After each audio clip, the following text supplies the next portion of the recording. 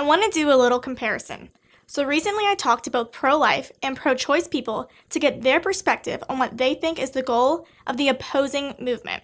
So I asked the pro-life people what is the goal of the pro-choice movement, and then I asked the pro-choice people what is the goal of the pro-life movement, just to see how one side articulated the views of the other. So let's see what the pro-life people said first. What about the goal of the pro-choice movement? What would you say that is? I think the goal of the pro-choice movement is to keep options open for women, but I also think it's, to unintentionally hurt women and the unborn or the preborn.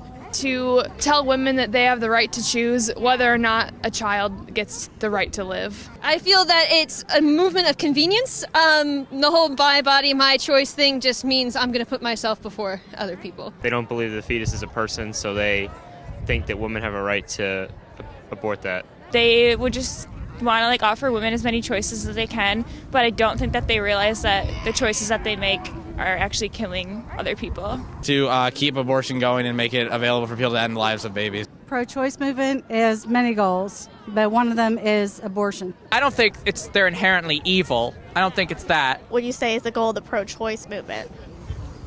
That's a tough one. That's a good one. Do you have anything better? I have an opinion on that too. Yes. I mean, I got an opinion, but I got to think about it for a minute. Radical individualism. All right, no problem at all in answering the question. They're pretty straightforward, to give women choices, abortion on demand. But the thing that sticks out the most is their tone. Some of their answers sounded compassionate and sympathetic. They say things like, they don't realize, or unintentionally hurting women. This is their view, but it's wrong, and here's why.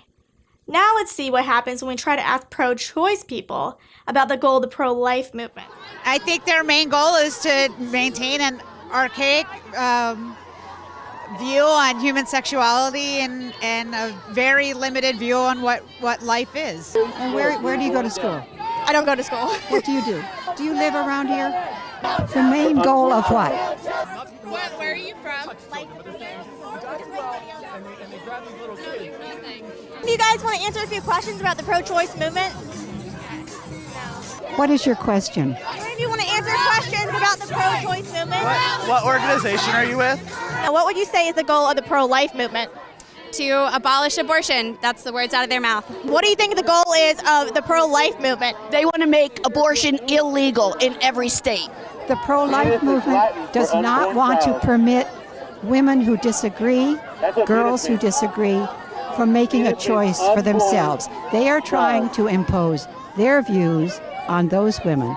Okay, some of them were approachable, but in general, incredibly defensive. They use terms like archaic and limited to describe pro-lifers.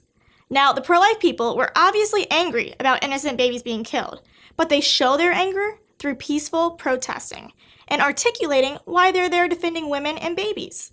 They also do a pretty good job articulating the goals of the pro-choice movement. They're open and having a discussion. Can that be said for the pro-choice movement? And a loud, screaming crowd, about 50 pro-abortion protesters, only 4 of them were willing to talk. But in general, the pro-choice people didn't even want to explain the pro-choice movement.